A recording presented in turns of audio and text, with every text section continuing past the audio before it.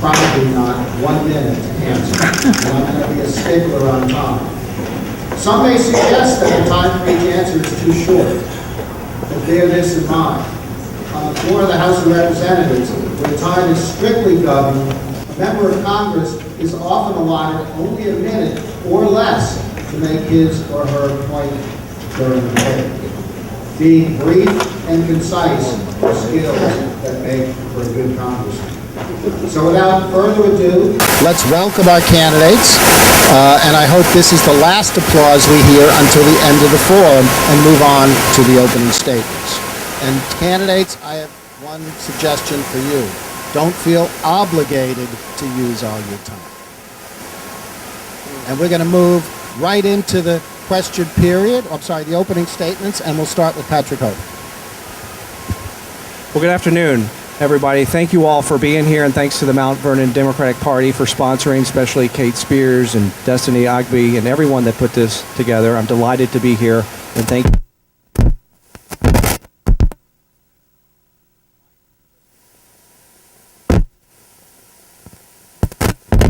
Children, 3 little girls. Emma is 8 years old in 2nd grade. Patty and Lily are 5. They're in kindergarten. I'm a healthcare attorney with expertise in Medicare policy. I've been in Medicare policy for the last 20 years as a congressional staffer and as someone who's worked in government affairs. I'm a delegate in the Virginia General Assembly. I represent the 47th District, representing the central part of Arlington County, which goes down the Orange Line from Roslyn to Ballston corridor. I know how important it is to have transit, and I'd like to see transit here in Mount Vernon around the Route 1 corridor. I'm the founder and the co-chairman of the Virginia Progressive Caucus. I'm running to be your next congressman for a couple of reasons. One, the reason why I ran for the state is exactly the same reason why I'm running to be your next congressman. I want to be the voice for the most vulnerable populations, the least amongst us, the people that really need our safety net, but they don't have a voice in the United States Congress. Many people are retiring. We got Henry Waxman that's retiring, John Dingell, Senator Harkin, people that have spent their careers being people that stand up for the voice, be the voice for the voiceless, and I want to be their champion. I also want to help my children. I think through my children's eyes what the future of Northern Virginia, the 8th District, is going to look like in the next 15 years. I want to be their voice as well. My little girls, especially equal rights for equal pay, to protecting a woman's right to choose, our environment. I want to stand up. I want to be a champion for those people. I want to be a champion for you, and that's why I want to be your next congressman. I look forward to your questions, and again, thank you all for being here today. Adam? Thank you, George, and thank you, members of the Mount Vernon Democratic Committee. I'm Adam Ebbin, and I've represented Fairfax in the General Assembly for the last 11 years, Mount Vernon and Lee in the State Senate for the last 3. Today we're going to hear from a lot of candidates who agree on a lot of issues, and we're going to have a lot of similar progressive slogans, from the progressive warrior to the aggressive progressive to the proven principled progressive. And you're going to wonder, how to tell us apart, and I just say, call me a liberal if you'd like. I've got a record. 10 years of passing lots of progressive legislation. With Scott Surville, I worked to repeal the hybrid tax this year, and I've also expanded Medicaid for immigrant mothers. Now it's time for the General Assembly to expand Medicaid for the 400,000 Virginians who need it most. I'd like to tell you a story, though, about a page in Richmond. There are pages in both the House and the Senate. And one year when I was in the House, there was a lot of anti-gay legislation, a lot of anti-gay rhetoric, even more than usual. And the pages engaged in a mock session. And I noticed a young woman sitting in my seat, voting in my name, and I didn't think much of it. But then, months later, I was out at a speaking to a dinner for gay straight alliances here in Fairfax. And I looked out in the audience and I saw the same young woman. And I thought how tough it must have been for her to hear that rhetoric and hear the not being able to react or to speak. But like Jim Moran, I'm going to be there not just for people who have it tough like she does, but for everyone who has it tough. And that's why I'm running to be your congressman. Thank you, and I need your vote on June 10th. Derek? on the Route 1 corridor. But let me just say, I'm honored to be up here with such a distinguished group of colleagues. Most of them are seasoned politicians. I'm not. I'm a Virginia Tech professor who hopes to bring a unique style of partnership politics to Washington. We need innovative, inclusive, fresh leadership to break down Washington's gridlock. I have a record of accomplishments at the national and local level. I've served at HUD, I've served at the Treasury Department, I've served at the SBA, and I've also served on the Housing Authority in Alexandria, and I'm now on the Planning Commission. My career has been about bringing economic development to underserved areas. I am looking forward to highlighting this and these experiences and convincing you that I am the right candidate for this job. I am excited to hear from my colleagues, but more importantly, I want to hear from you. I want to hear your hopes, your dreams, your expectations for how to make communities in the 8th Congressional District better and our country. Thank you.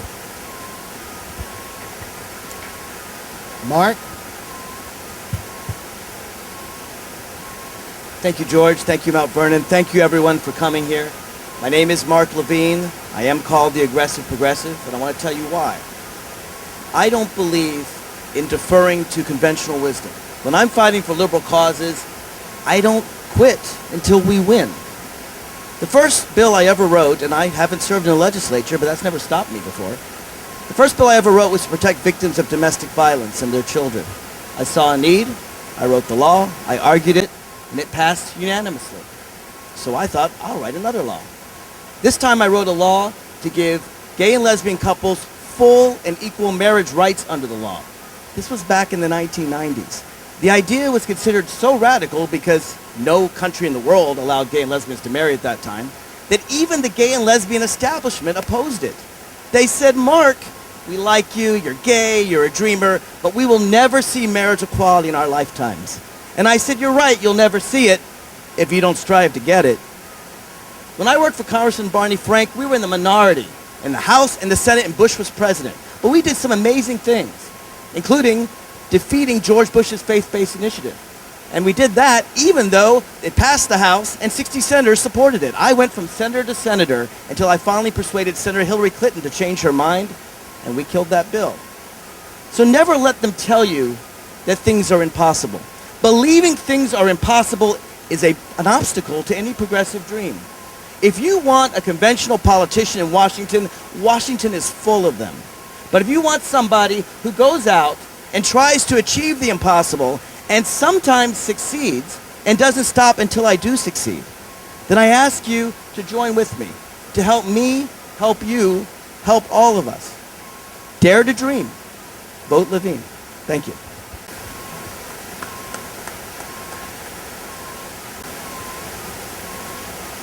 Good evening, good afternoon, everyone. My name is Charniele Herring, and I'm running to be your next Congresswoman. I moved here when I was 11 years old with my father, my mother, my brother. My father was in the Army, and I grew up here. Northern Virginia is my home. I went to West Springfield High School, and at the age of 16, I became homeless with my mother.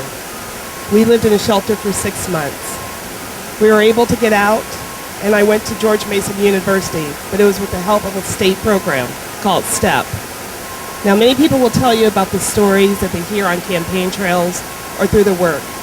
I'm sharing with you the story of my life because I've had to fight some tough battles. One of them was getting my education, but I understand the value of programs. It was Pell Grants that got me through undergraduate school. It was Stafford loans that got me to law school. I was able to work in D.C. as an attorney and had the privilege of running for the House of Delegates in 2009. I bring a unique and diverse voice to this race.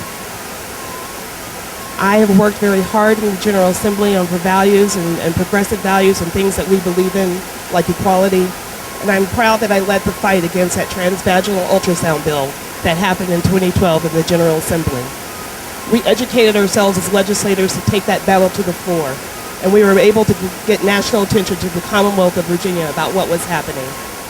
I ask for your vote on June 10th, and I look forward to your questions. Thank you. Bruce?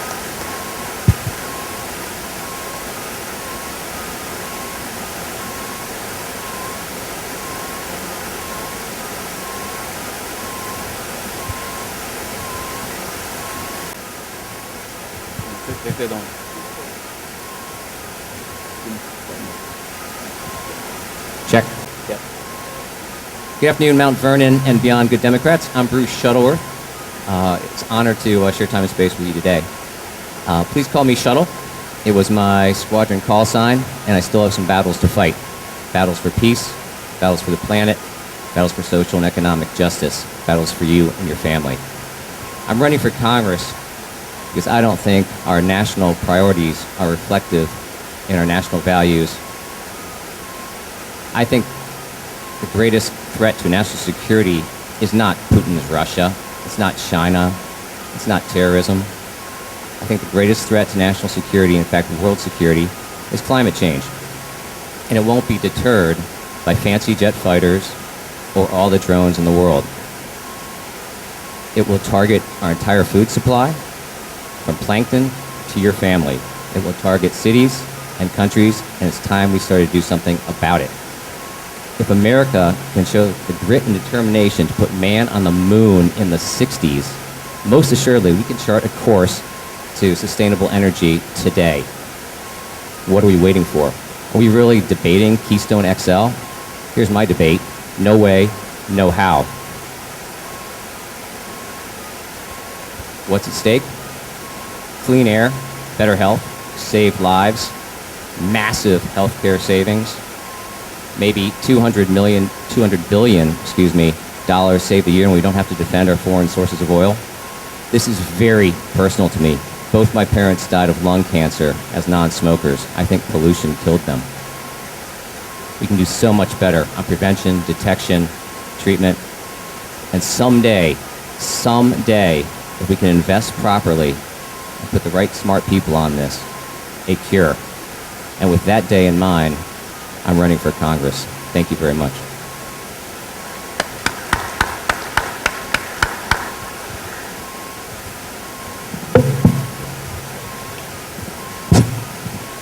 Well, good afternoon, and thanks for everyone for coming out, and thanks to the Mount Vernon District for hosting this candidates forum. My name is Bill Euille. I serve as the mayor of the city of Alexandria, have been the mayor since 2003, but I want to talk to you a little bit about who I am and why I do what I do. And part of it has to be, as a kid growing up in Alexandria and raised by a single mom in public housing, and she raised 3 kids, the fact that we didn't have anything, but I recall the teachings and preachings of folks like Dr. Martin Luther King and others who were advocating that the way to get out of poverty and upgrade yourself was, 1, to get an education, 2, to get a job, and the rest would happen. And so I am pleased and proud of the fact that not only did I live in public housing, but I had an opportunity to uplift my family once I finished college, came back to Alexandria to relocate us and to our first home ownership. I'm all about making a difference, and that's really what my whole career has been about. I'm the type of person that not only inspire people, I uplift you, but I also work hard to make certain that no one is left behind, and that is what I do. I've been doing this for more than 40 years, and I'm very pleased and proud of the fact that I have addressed many of the issues that are of concern to not only residents in the city of Alexandria, but folks throughout the entire 8th Congressional District. I understand the issues and challenges that folks face here in the Mount Vernon area, Route 1 corridors. I want to work with you, just like I've worked with the public school systems of Alexandria to address pre-K issues and the fact that we have a lot of kids that are on free and reduced lunch. I want to address the transportation challenges that are faced here in the Route 1 corridor.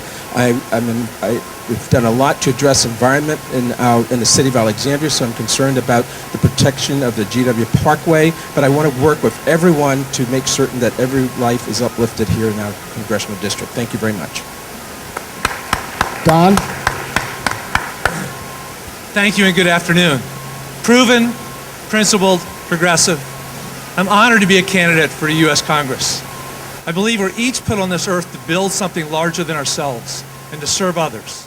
And that's why I ask for your support. We must build a new American economy. We must raise the minimum wage. We must restore our middle class. We can put 600,000 skilled manufacturing jobs, match them up with the workers who need them, and we can invest federal dollars in research and development. There are now 7.5 million Americans who have purchased private health insurance under President Obama's Affordable Care Act. I will work hard to strengthen and to rebuild that act. The salary freezes, the government shutdown, the sequester have all hit our public servants hard. I will work hard to honor the work that our federal employees do for all of us.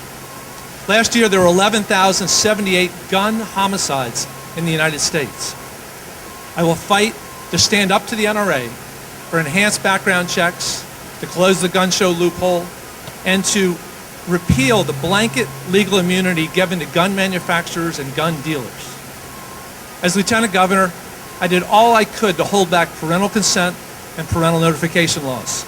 And I will always be a strong advocate for women's reproductive health and rights. This last 10 years are the hottest 10 since 1998 on record.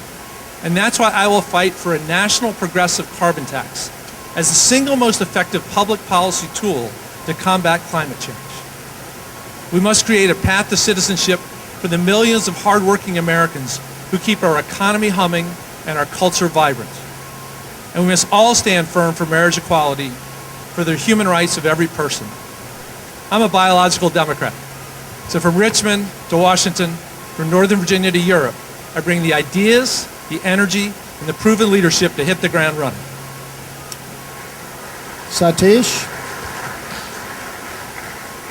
Hello, Mount Vernon. I'm Satish Korpe, and I'm from Mount Vernon. I used to be active in the Mount Vernon Democratic District Committee, and I'm still there, but not as a board member. I lived in this area for the last 30 years with my wife and 3 children. We raised them through school and colleges. I came here in the 1970s, left a comfortable lifestyle in India in the pursuit of education and independence. I went to the engineering school. I went to become an entrepreneur, started my business, and I'm managing it today. And I believe that is the success story of the United States. I'm not a career politician. I'm an entrepreneur. So please do not expect a great speech from me. I'm an action person. I will act on your behalf, not just speak on your behalf. In the private sector, we cannot shut down our shops or businesses simply because we do not agree. And that's what I will take it to Washington to make sure that Congress works every day for us. With access to affordable higher education is my passion, because that is a need for a vibrant and productive society. At more than $1 trillion in student debt, the loan is higher than credit card debts, and it's not acceptable. We need to get the students out of the debt. It should be education should be a financial independence, not a lifelong debt. As a structural engineer, I understand the intricacies of the design and construction of infrastructures in transportation, environment, and energy. And I think all of them need to be revamped and restored, and we need to set funding aside, which will be an investment in America, not an expenditure. Healthcare for all residents is important because that will create a healthy workforce for the United States. With all said and done, I spoke to many Virginians who have lost their faith in the government, and they are disengaged from the electoral process. We want to bring them in. Thank you very much. Lavern?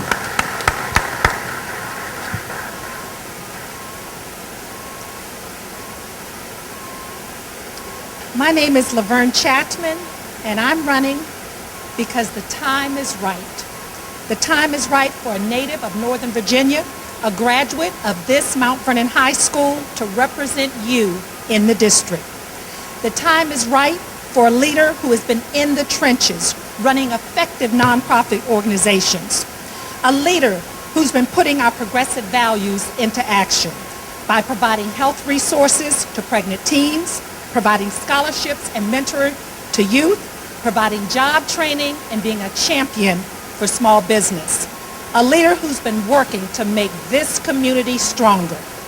The time is right, finally, for a woman to speak and defend our access to health care, to make sure that politicians and employers are not in our reproductive decision-making.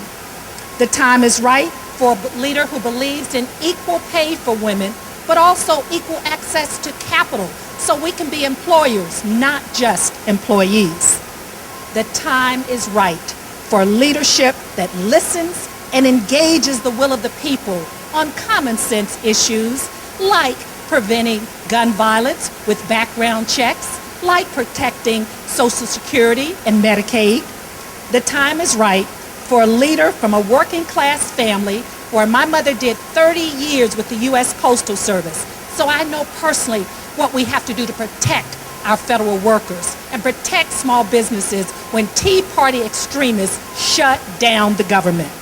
The time is right for a leader who builds coalitions and collaborations to get things done. If we can put a community organizer in the White House, we can put a community leader in the U.S. House. And I would like to be that leader representing you.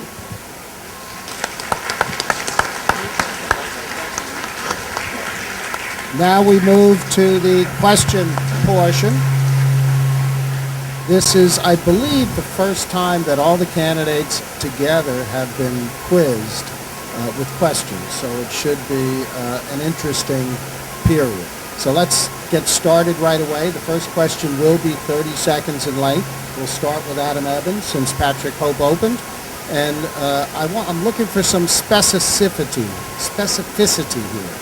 What specifically in your career and background qualifies you to serve the citizens of the 8th Congressional District in Congress? And I'm asking you to be specific about your career and about your background. Sure. Thank you, George.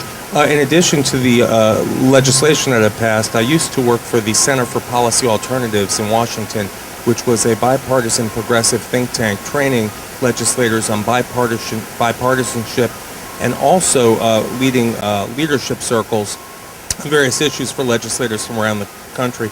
I ran one on marriage equality a number of years ago and worked with some really great leaders and state legislators from around the country. Additionally, I passed legislation that I'll be happy to discuss with you in my remaining 3 seconds. Thank you. Derek, 30 seconds. All right, George, thanks. I'm a professor, so I like to be quizzed. You know, my background has been at the federal level and the local level, and we have federalism in the United States. So to be, a competent congressman, you have to know that the legislation that you're passing is setting the framework that is implemented at the local level. So I've worked at the Department of Housing and Urban Development. I've worked at the Treasury Department, looking at the housing finance system, and I've also looked at housing finance from the local level on the Housing Authority in Alexandria and as a planning commissioner. Thank you. All right, 30 seconds. So most of you know I used to work as Chief Legislative Counsel to Congressman Barney Frank. I know what it's like to serve for an effective congressman who's aggressive and progressive as well. We did a lot of things behind the scenes that I won't have time to talk about in my 30 seconds, but we got things done quietly and we got things done loudly, and I know when to do each. You start quietly and then you move on to loudly. I have done a variety of jobs, though. I've done everything from inner city school teacher to be a Nazi hunter. I was a trial lawyer. I worked to do environmental cleanup. I've got quite a different background. And the main thing you know is I've been on TV taking it to Bill O'Reilly. Thank you. My career, I am an attorney. My background, I am a legislator in the Virginia Assembly. What I think is most important, though, is that I had the foresight in 2011 to restart the Reproductive Health Care Caucus when I saw that the Republicans were going to go very far with their pieces of legislation. That started with TRAP in 2011, and in 2012, we were ready to take the fight against the transvaginal ultrasound bill and the personhood bill. I say that because a lot of times things take planning, and that was carefully planned, and our fight was carefully planned. And so that's why I bring different to the table. Bruce?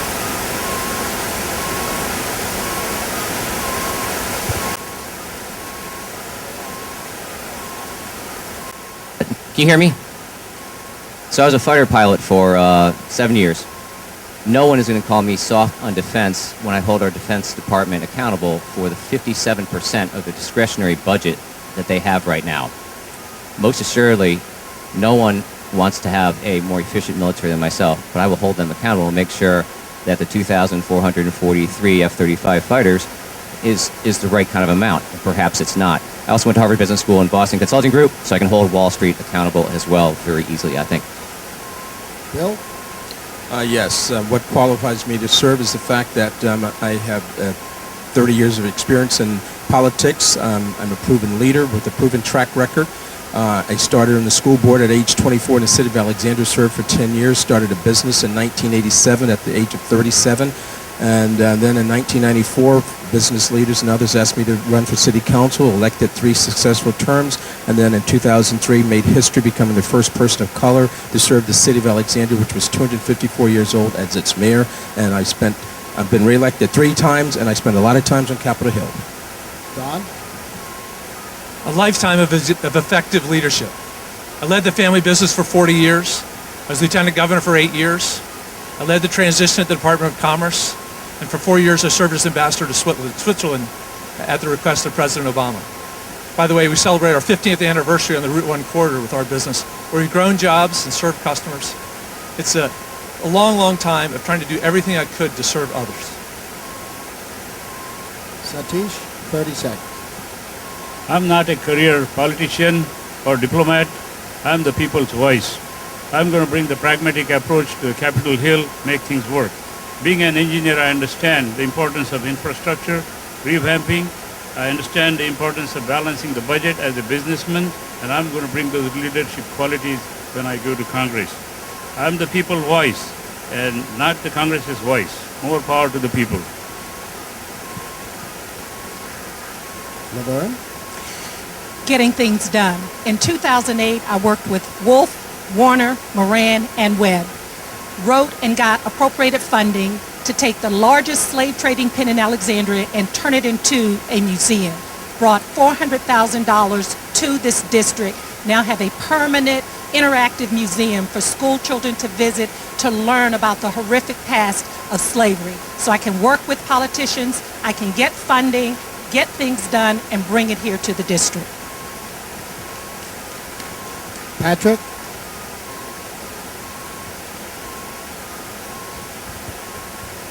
I spent 6 years on Capitol Hill as a staffer. I'm a healthcare attorney in government affairs for the last 14 years.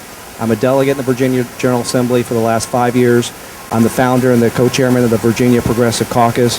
I'm ready to hit the ground running to be your next congressman. Thank you. Sticking with this theme, how do you compare yourself to incumbent Congressman Jim Moran? Presuming you agree with Jim on most issues and policy, where do you disagree? And we'll start with Derek. This one's 30 seconds. Well, 30 seconds. Well, yeah. How do I compare? Well, I'm a lot younger than Jim. So they're probably about the same age when Jim started in his seat. But I'll tell you one thing, Jim is a people person. You know, he remembers everybody's name or face, and he is out and about in this community. I'm actually an ethnographer, so I am out and about when I do my research. And those are the things that I think are very similar between himself and myself. We're people persons, you know. Thank you. Again, let me rephrase this question. Where do you disagree with Jim Moran? It's a fair question, George, and I do agree with Jim Moran on the vast majority of issues. Let me tell you where I disagree. I was very disappointed by his vote on the bankruptcy bill. 80% of all bankruptcies are people who struggle with health care, people who struggle with their own or helping their family. And Jim Moran voted to make it harder for ordinary people to declare bankruptcy. I disagreed with him on that. I think that if Donald Trump can declare bankruptcy, then someone suffering from health care costs or from high student loans should be able to declare bankruptcy. That's what it's supposed to be for. It's supposed to be for ordinary people, not for Wall Street. So I called Jim Moran's office, and I told them that I disagreed when that happened.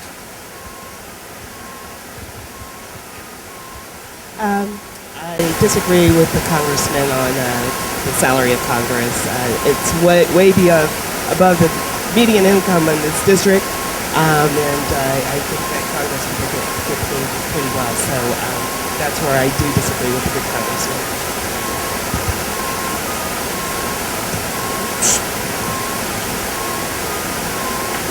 So, as most of you know, I challenged Jim in 2012, so perhaps I could go a little bit longer than 30 seconds on this. Let me pick a couple areas, and I agree with Charniele and also with Mark. Congressman Moran supported the F-135 dual-sourced engine after taking money from GE and Rolls-Royce, and this was against the Pentagon's advice. It's very hard to have a dual-sourced engine on an aircraft carrier. It doesn't fit. I took issue with that, and also supporting pharmaceutical drugs, not the generics. Bill? First of all, Jim and I have collaborated on many issues over his career, my career. I'm like Jim. I'm very personal, outgoing, accessible. I'm a very great listener. I like to listen to people, their issues, and help them resolve them in terms of constituent services. But there's not probably one area where I disagree or differ with Jim, other than the fact that when I attend 100% of the events, Jim is usually already there for 200% of the time. Dodd? With due respect to Jim Moran, I disagree with his emphasis on raising the salaries of congressional officials. I think first we have to raise the minimum wage. And second, we have to change the way overtime is computed for so millions of workers. And third, we need to raise the salaries of federal workers. Satish? I share the same zeal as Jim Moran had all these years. I like to do public service as much as he did. I do not agree with something that is just my observation. That's his direct approach in telling people on their face like it is. So I think we need to be a little bit more tactful so that we can get the work done. Thank you. Lavern? I differ with Jim. When the shutdown occurred, Jim did not have a ongoing relationship with some of the small businesses that were affected, the small federal contractors, and he came to me to pull that group together so that we can talk about ways that they can have economic stability when something like that happens.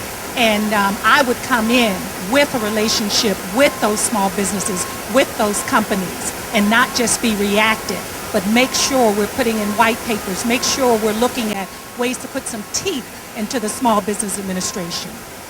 Patrick? You know, I'd say I like the way Jim Moran is always in the community. We agree virtually, I think, 100% of the time. I don't think of any votes that he's taken that I disagree with. My emphasis has always been on healthcare. I wish he was more involved in healthcare and a stronger advocate for Medicare and things like that, and more active in that area. But I think the world of Jim Moran. I think he's done a great job. You always know where he stands, and you always know where I stand.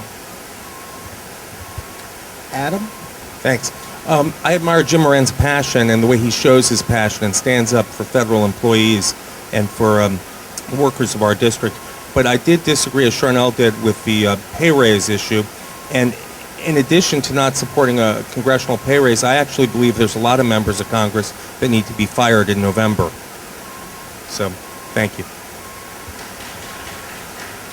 Okay, the next question is going to only be 10-second response required. If you are elected to Congress, on which House committees would you hope to serve? Just the committee names, please, and understand that members of Congress may only serve on 1 or 2 committees, occasionally 3 with a waiver. Education and Workforce and Judiciary. Justice, Appropriations.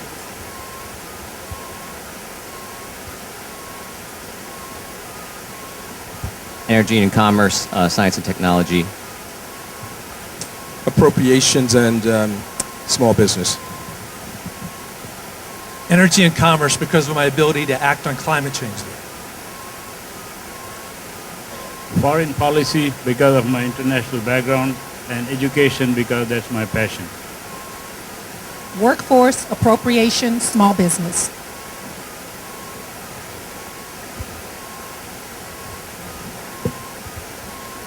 Government reform and oversight because of its direct impact on federal employees, and energy and commerce because of healthcare and the environment.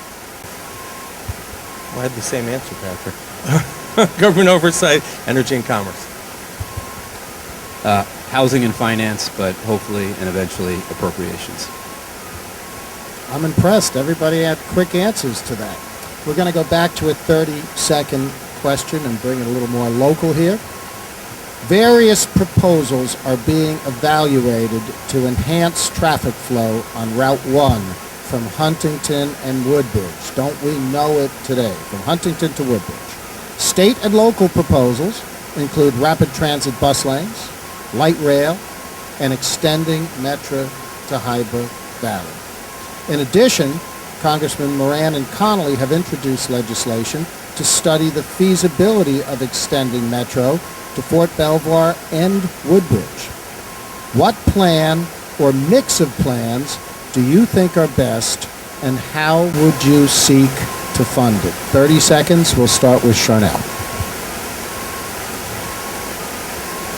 I think a mix is good. My first job was right here on Route 1, way back in the early 90s, and nothing much has changed except we've got more traffic. I certainly support extension of the yellow line down this corridor. And with funding, I think we're just going to have to do a mix. I mean, I think it's going to be bonds. It's going to be tax dollars are going to need to be used for it. But I think that there has to be a mix of transit and looking at the roads as well. Bruce? Thank you. So this is right outside our national capital. Clearly, we have an environmental angle at play here. It's a dense area.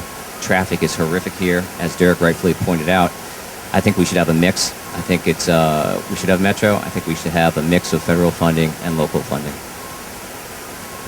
Well, as someone that served for the past 13 years on the WMATA Board of Directors and all of the regional transportation agencies, I certainly have a lot of experience and background in this particular area, but I would support a mix of solutions, both having BRT and eventually looking at the Yellow Line extension from down to Fort Belvoir and Woodbridge, but certainly a lot of opportunities exist, and we need to continue to work at them, study them all. And in terms of how you pay for it, again, we're going to have to fund the highway transportation bill that's expiring at the end of October, because that's important in order for us to do anything. So first we build the Moran section, the 5-mile widening from Telegraph Road up to the Roy Rogers. Senator Toddy Puller was able to get a transit study funded, which will be due out in September or October. I think we have to move as quickly as we can towards real transit, including the Yellow Line in the Route 1 corridor. But we need to do this improving the whole cross-section of the highway, literally from the Roy Rogers all the way to the Beltway. Now with the highway money coming from the General Assembly last year, we have the opportunity to do much of that. I'm looking forward to that being in the comprehensive plan of Fairfax County.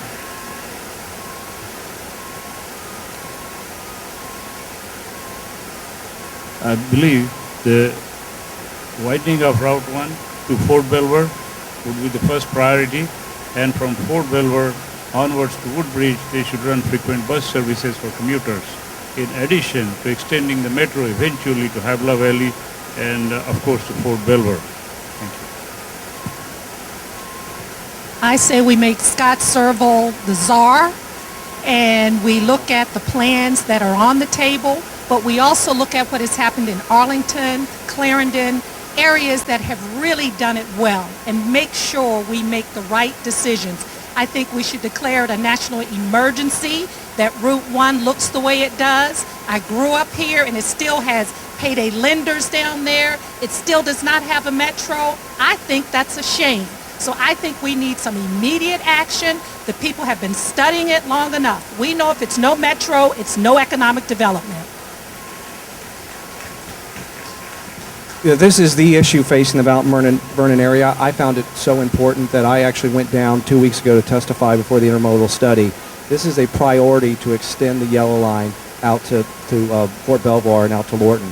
You know, half of Fairfax County's public schools are in what they call a warning.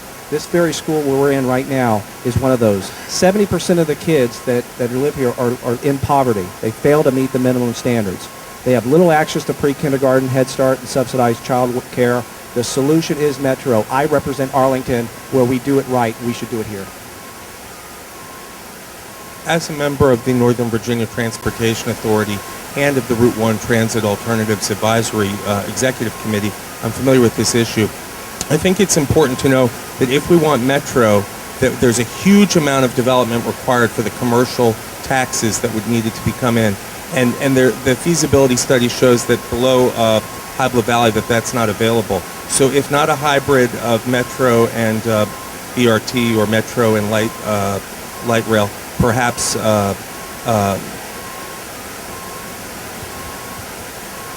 All right, I told you I was a professor. I'm a professor of urban planning. And my students either salivate or run in the other direction when they think about replanning this corridor. It's not just about transportation. You need to rezone the commercial and the residential for smart, sustainable, equitable growth. To enable that to happen, you are going to need federal, state, and local dollars. It's not just the transportation. You got to rethink the way the zoning happens here, because that's what's causing a lot of the congestion. I agree with Derek about rezoning. That's something that I was going to bring up, but you brought it up first. But also, and I'm glad that the 4 lanes are finally going to be expanded till 6. But obviously the solution is Metro. And I would say it's not just the extension of the yellow line. It's also the extension of the blue line. There's an abandoned railway spur that goes all the way to Fort Belvoir, almost. It's about 80%. Some people don't even know it exists. Look, you can find it on Google Maps. It's there. We already have the right-of-ways. VRE already goes down to Woodbridge. If you use these things, it's cheaper. In the meantime, we're going to need BRT. No question in the meantime, but we need Metro eventually. Okay, we move on to the next question. We'll start with Bruce. It will be 30 seconds in duration. The Potomac River provides drinking water for 5 million people in the Washington, D.C. area. It received a grade of C from the Potomac Conservancy. 80% of Fairfax County streams that feed into the Potomac are in fair to poor condition. Question: what steps must we take to further clean up the Potomac River? Thank you. So as I mentioned before, both of my parents died of cancer. No one is going to be a more passionate voice for making sure that we have clean air, clean water, and clean food. We're spending about $750 billion on our Department of Defense when you layer in Homeland Security and the black budget. I don't think anyone in this audience would say that we couldn't sacrifice a few F-35s at $250 million per to help clean up what we're actually drinking in America. Nothing is more important than this.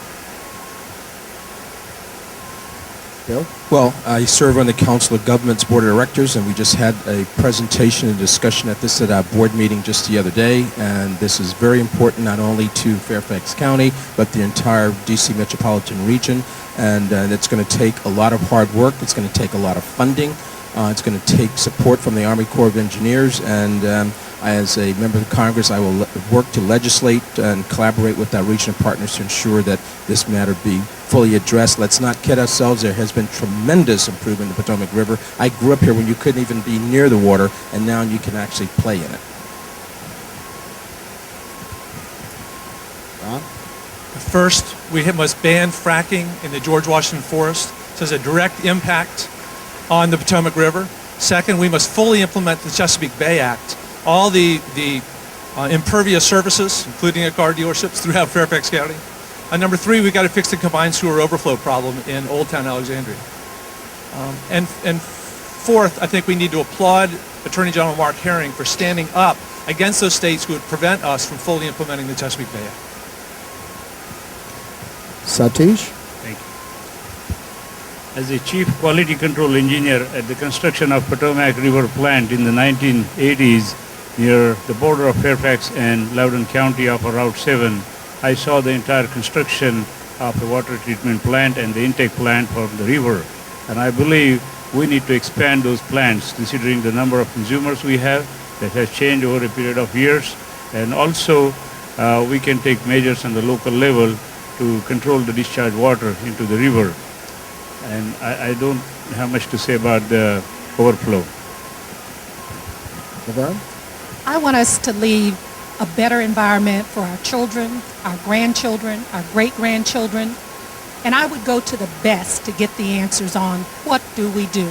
I'd go to the Navy, I'd go to the Corps of Engineers, all of the resources that we have here, get the best minds and experts to tell us what it is we need to do. Young people are already, doing things to keep the environment safe. They're concerned about it, more so than even my generation was. So I would keep that moving so that we have a better environment for our children. Patrick? Well, this is an important regional issue, environmental concerns. I mean, D.C., Virginia, and Maryland. Virginia's got to live up to its end of the bargain. And I think we need the federal government to lean on Virginia to make sure that we are fully funding in these areas. But we all have to meet these obligations. It's extremely important to our kids that we make sure that we have clean water. Potomac River should be one of the cleanest that we have in our nation, and I'll work to make sure that happens. Adam? Thanks. We have to not just address pollution right in the water, but also in the air. I used to serve on the Metropolitan Washington Air Quality Committee, and the city of Alexandria's combined sewer overflow problem probably is one of the biggest contributors. We have some money to address that in the state budget. I've also proposed a dedicated source of revenue for the State Water Quality Improvement Fund through a 5-cent fee on plastic bags, which is something that Congressman Moran has championed on Capitol Hill. Derek? All right, so my goal, I have a 3-year-old and a 6-year-old, and in 15 years from now, I want them to be able to swim in the Potomac. How do we get there? We've got to improve the sewer systems in D.C. and in Alexandria. We are doing that in both areas. The impervious pavement and the runoff. The runoff, when we have rain, is what's causing a lot of the problems in the Potomac. The water waste treatment plant, when it floods, it goes right into the Potomac. So we've got those businesses and other businesses that we have to remove from the Potomac if we're going to improve that area. Mark? So I agree with what's being done at the local level to make Alexandria not have their sewers flow into the Potomac River on overflow. I certainly agree with banning fracking in George Washington National Forest. But I want to do something at the federal level that you rarely hear in Virginia. I want to go after coal companies. I want to go after the ones that do mountaintop bombing in West Virginia, that use bombs larger than Hiroshima to blow up mountains, and then arsenic, cadmium, selenium rains down in rivers that flow east and flow west. I do want to swim in the Potomac in 15 years, but we need to lean on coal companies and make sure it's not just global warming, which they're causing all kinds of damage, it's also water pollution. I do think that it is going to take a regional effort in all the Virginia, Maryland, D.C. On their sewer systems, also on regional funding to clean it up. Clean water is just something that's rudimentary and basic to our existence, and I will work hard to make sure that we get that Potomac cleaned. Thank you. We'll start this question with Bill Euille. It will be a 30-second question or answer. The majority of today's college students and recent graduates are saddled with the highest amount of student loan debt in history. How do we reduce this decades-long crushing burden on the current generation of young Americans, while at the same time ensuring that our institutions of higher learning have the resources they need to provide quality educations? Bill? Well, as someone that's a product of having to benefited from an academic scholarship to be the first in their family to ever go off to college in 1968, I certainly know how challenging it is, and even all these many years later, for our students to have the opportunity to get a college education. I also serve on the Board of Trustees of the university I graduated from, and so we're addressing those issues in terms of student financing, but the federal government has to play a much larger role in terms of providing financing and tax credits and everything to assist our students, so they, in addition to scholarship from the private sector. Don? More than 75% of our Virginia graduates leave with college debt that averages more than $25,000. Now, if we could lend money to bail out Wall Street banks at 0%, why does it have to be 4% for college students? We need a massive government infusion. This is where our job creation is not happening too, by the way. Most jobs are created in new businesses. And how can you be an entrepreneur when your credit cards are maxed out and you're looking at years of college debt ahead? This needs to be a federal government priority, very different than the way we do it, than they do it in Europe. where people basically pay nothing for college. Satish? Access to affordable education is a must. There is a role for private sector to play to form public-private partnerships to derive students who are educated in a career-oriented education. And the private sector would be glad to invest money in the education of the students. That way, the resources will be coming to the learning institutions of higher learning without burdening the federal budget. Lavern? This is totally my sweet spot. I've been raising hundreds of thousands of dollars for young people who are the first time in their family going to college, engaging major corporations to dig as deep as they can to help. So this is going to take a public-private partnership. It's going to take the federal government to do something about the loan rates for these young people. But we've got to make sure that apprenticeships are available for kids who aren't going to college, that they too have a career path. So this, again, has to be a national emergency. Patrick? I put together a young professionals group that takes a look at this issue and other things, and this is the main issue that impacts where people live, whether they stay in Northern Virginia or not, what kind of job they select. So many young people are taking jobs because they have to, not because that's the area they go into. It's because they're saddled with this debt. I support what Elizabeth Warren has put in to have student loan rates be the equivalent of what Wall Street banks pay. We need to make this a priority for the federal government, and I will do that. Adam? I would not only fund Pell Grants, but I would drastically increase the levels. I would support Senator Warren's bill to charge lower rates for student loans, dramatically increase research and development for universities, and lastly, provide federal scholarships for our hardest to fill, most important occupations of the 21st century. Derek? The increase in tuition is a bubble. Just like healthcare costs are increasing every year, so is tuition. We need a two-pronged approach to help students make it through college without huge debt burdens. One is to increase funding for the Pell Grants. That's going to allow students to pay for college without taking out huge debt. The other is we need to talk to university presidents about how to hold down to increasing tuition costs, because this is not sustainable. This is going to crush our economy. When students come out with $100,000 in debt, they can't buy a home, they can't start a small business. We must take action on this issue now. Mark? There's several things we can do, and this is something I've been talking about everywhere I go. One, yes, we have to increase funds. No question about it. They've tripled after inflation, college costs. 6 times you don't take account of inflation. Of course, we have to lower interest rates the way Elizabeth Warren is talking about. But I have a proposal that does more than that. It uses the power of the federal government to negotiate down college costs. Currently, the more colleges increase their rates, the more we pay them. We should instead give more money to the ones that lower their rates, negotiating with college presidents, much like Canada does in their healthcare system. Charniele? Thank you. This is an issue, again, personal to me. I just finally paid off my student loans for law school only a few years ago. Right now, there's a proposal in Congress to raise $185 billion over the next 10 years on the backs of students. That's no way to operate, no way to grow our economy, and we can bail out big corporations on Wall Street. We can certainly make college more affordable. I support lower interest rates on student loans, certainly, and increasing access to Pell Grants. Bruce? I went to the Naval Academy, so I didn't have any student debt, but I paid my dues in some other ways. Well, my wife went to Smith College, and her food pyramid was nothing but a string because she ate nothing but pasta for 5 years to pay off her student debt. I agree with what everyone has said up here on this topic. I would only add that technology can be something that can certainly help universities be much more efficient in their approach in education. I served at Blackboard educational software in the district and have a nice feel on where we could flip the model and certainly use technology to assist. Okay. I promised you we'd get through a lot of questions. We've already gone through 6. Now we're going to go to what I like to call the lightning round. Starting with Dawn for the first question, I will ask the question. Each candidate should answer yes or no.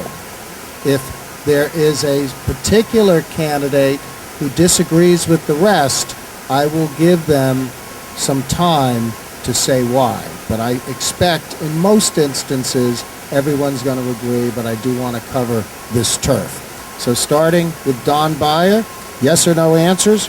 Do you support a woman's right to choose to have an abortion without additional limitations? Yes.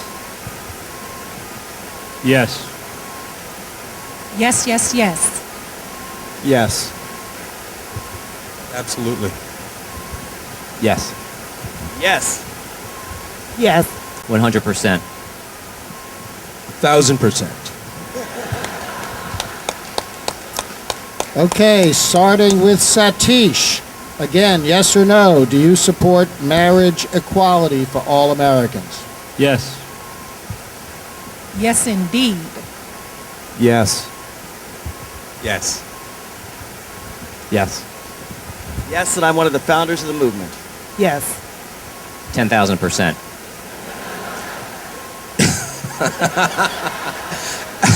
Yes, and I actually signed the legislation as part of the U.S. Conference of Mayors to support the initiative.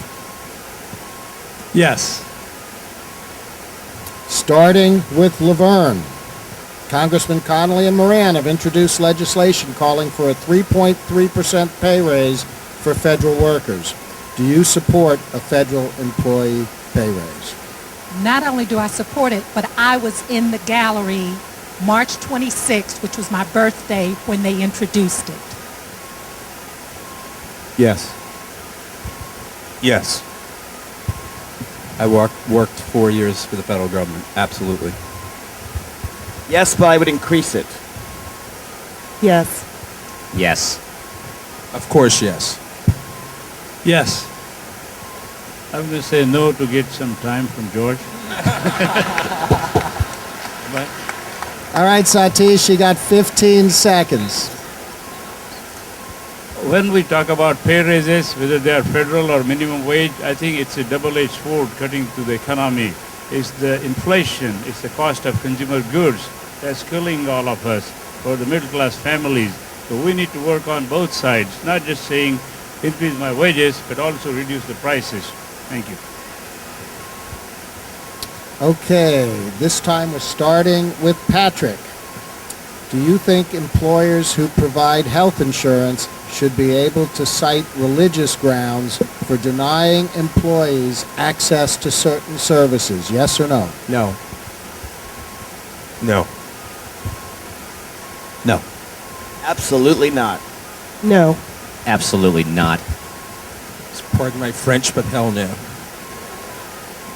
No. No. No. Starting with Adam, Do you support an increase of the minimum wage? Yes. Absolutely. Yes. Yes. 100%. Yes.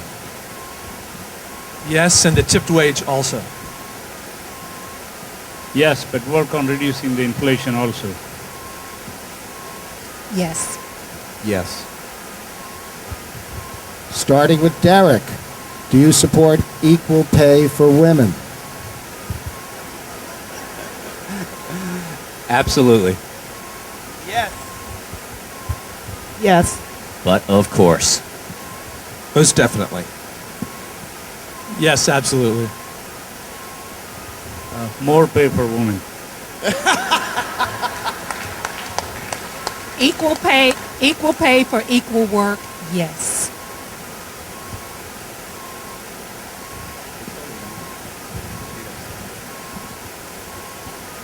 Yes.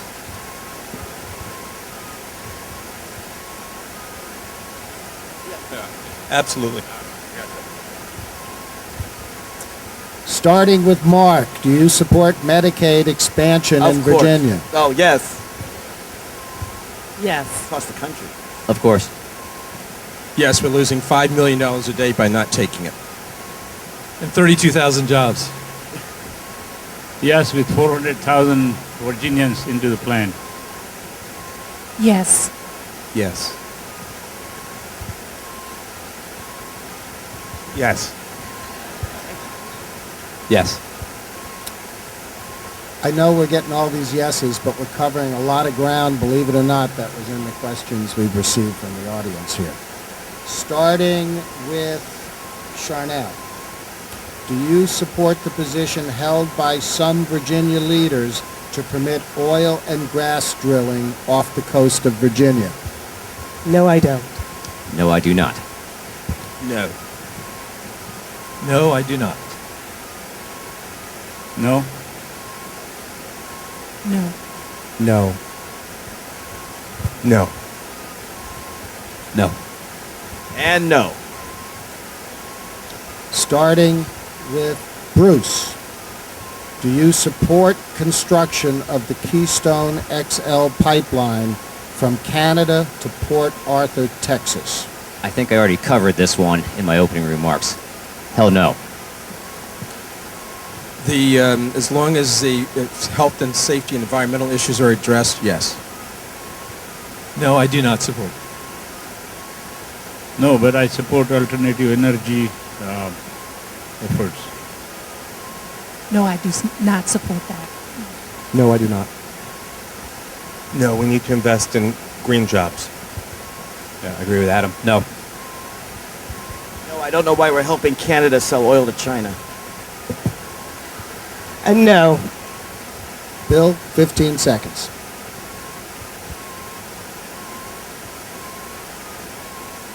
Oh, because I had a different answer? Oh. I thought I had 15 seconds for the next one. And again, my position will be no on it, like I said, unless the health and environmental issues are addressed. But it is a job creator, and I don't think that we ought to just not consider it simply because it may not be the right thing to do. I was, for a long time, I fully opposed it, but I think that, again, as long as health, safety, welfare, environmental issues are addressed. Bill?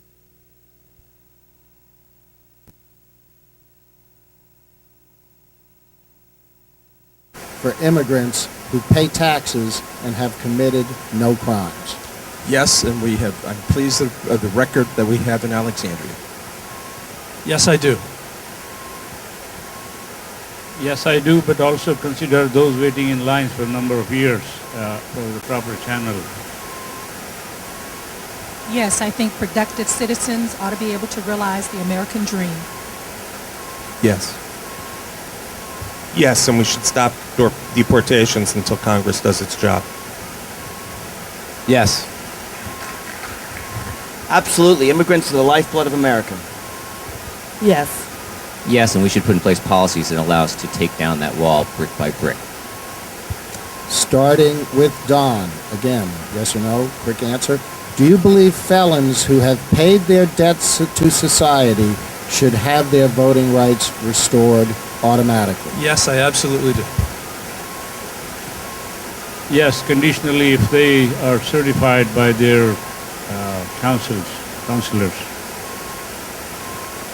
Yes, and in 2008, I started the Nova Coalition, and part of our work even today is helping those felons to get their rights restored. Yes. Yes, I've co-sponsored similar legislation. Yes, and we should take other actions to stop high recidivism rates. Yes. Yes. Yes. Yes. Okay, starting with Satish. This is our last lightning round. I'm not sure this one will be quite as quick. Do you support the creation of a Palestinian state? I haven't studied the issue as deep details, but I believe all the people have right to choose their freedom. I think that's a complex issue. I stand with the president on being pro-Israel, but it is a very complex issue. Yes, I support a two-state solution. Yes, I support a two-state solution. Yes, these groups both have rights to this land, and we must make sure they have equal access to it. I have long supported a two-state solution, an Arab state and a Jewish state. I support two-state solution. I absolutely support a two-state solution. Yes, I do. Yes, I support a two-state solution, but it must be negotiated by the Israelis and the Palestinians and not imposed by the United Nations. Okay, let's move on. We're going back to 30-second answers. We will start with Lavern. Here we go. The United States has the highest percentage of citizens in prison in the developed world. Since President Nixon announced the war on drugs in 1971, the number of Americans in prison has increased by 700%. Statistics show that African Americans are incarcerated at a much higher rate than their percentage of the population. Furthermore, far more African Americans are arrested for drug use, particularly marijuana possession, than other groups, even though the rate of drug use among the black population is the same as that among whites. Here's the question. Do you favor the legalization or decriminalization of marijuana to reduce incarceration rates for possession of marijuana, a drug that many experts and President Obama admit is no more dangerous than alcohol? Disproportionately affected are minorities. We have brown and black men wasting away, not being able to be with their families. I think we should decriminalize marijuana, but I also think that education, drug rehabilitation, and jobs are necessary to keep this population out of jail. Patrick? Yes, I strongly support the decriminalization of marijuana. We have a lot of people that are in jail. A large majority of them, in fact, are there for drug offenses. They're not getting the treatment. They go in addicts, they come out addicts, and of course they reoffend. I was instrumental in Arlington County to create a drug court. I do think that we need to have more drug courts, and I would support that from federal funding to get that to happen. But I strongly support the decriminalization of marijuana. Absolutely. Adam? I believe I'm the only person on the stage who's ever co-sponsored legislation to decriminalize marijuana, but I support legalized marijuana, and it needs to be regulated and taxed like alcohol. Further, Lavern brought up incarceration and jobs. I want to mention that Patrick Hope and I had done a lot of work to reduce solitary confinement in Virginia, and we met with one prisoner and we asked him why he was there. He said it was a return visit because he couldn't get a job. Another prisoner thought that Patrick was the governor. Derek? All right, I support the legalization of marijuana, but we got to be kidding ourselves if we think that's going to solve the prison problem in our country.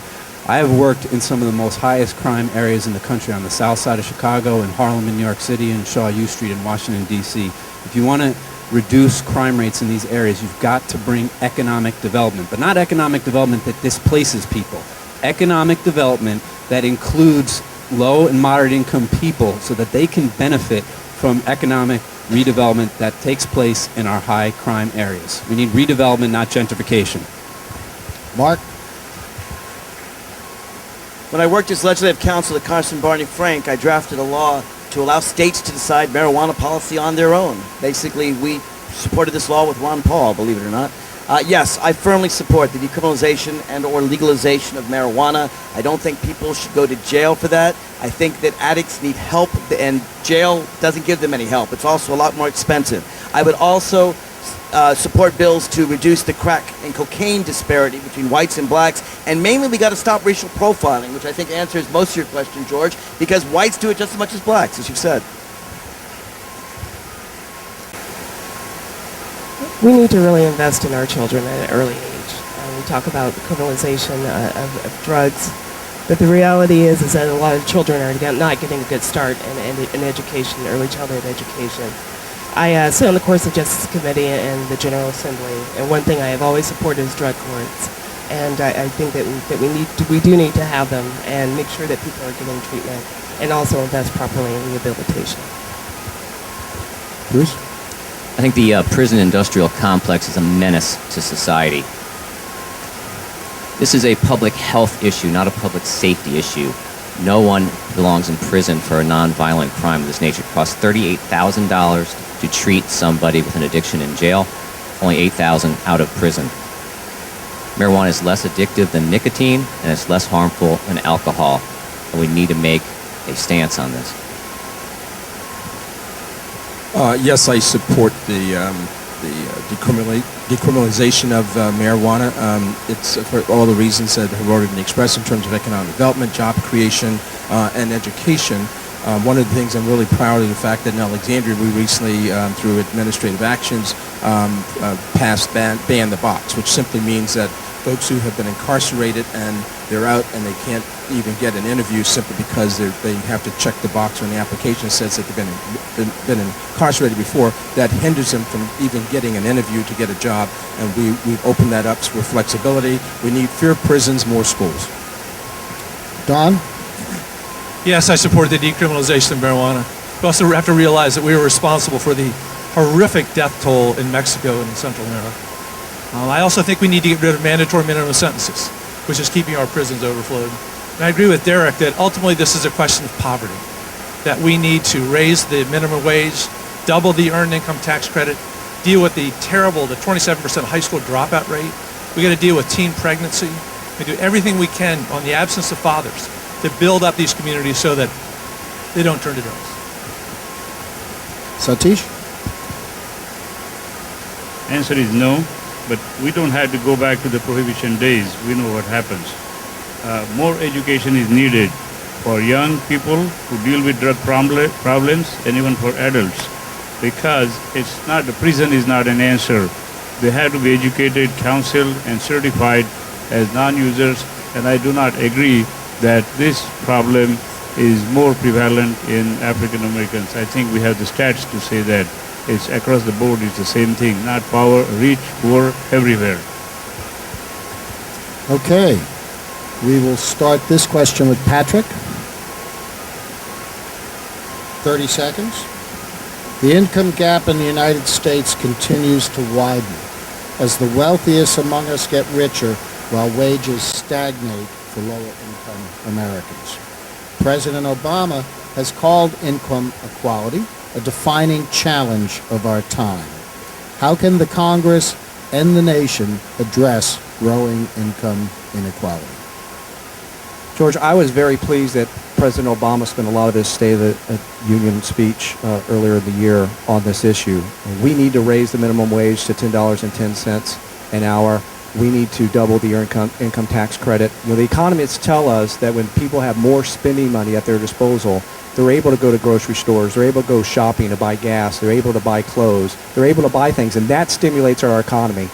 All the business people that oppose this, they've been proven wrong every single time. This will stimulate our economy, and it's something we should do right away. Of course, we should raise the minimum wage and have the earned income tax credit.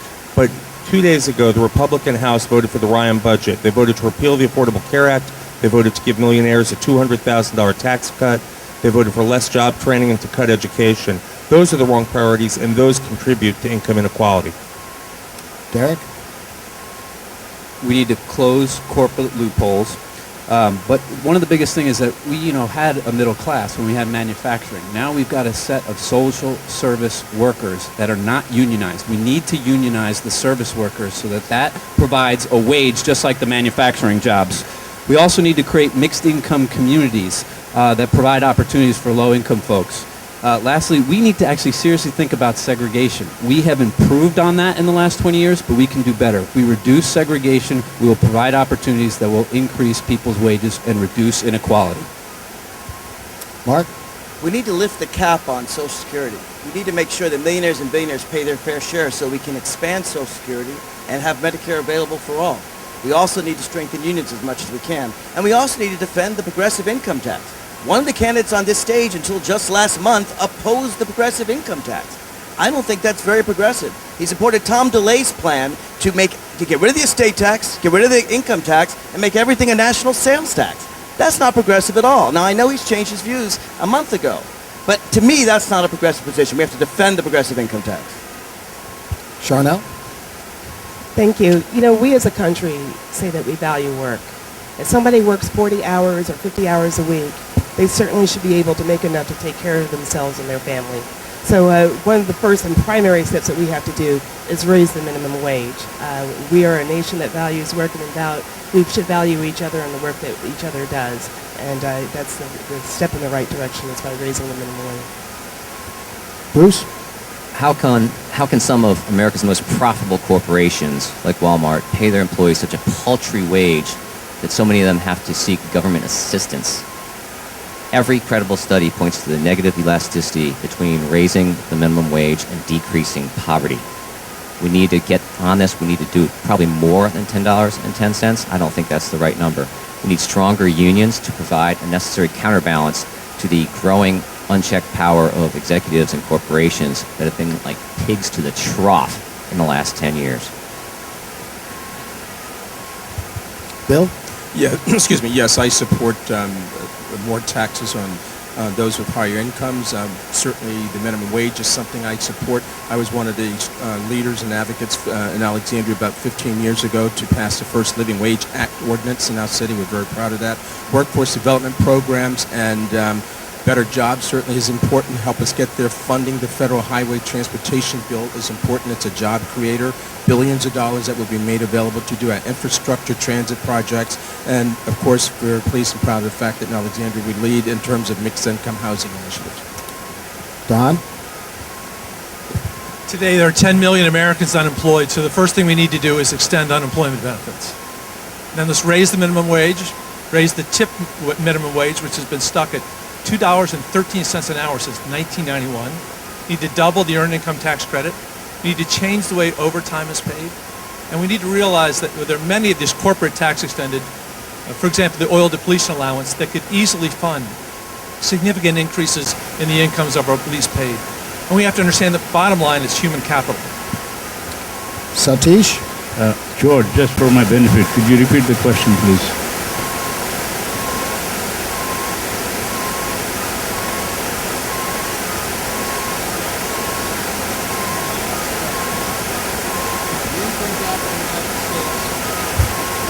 The income gap in the United States continues to widen as the wealthiest among us get richer while wages stagnate for lower income Americans.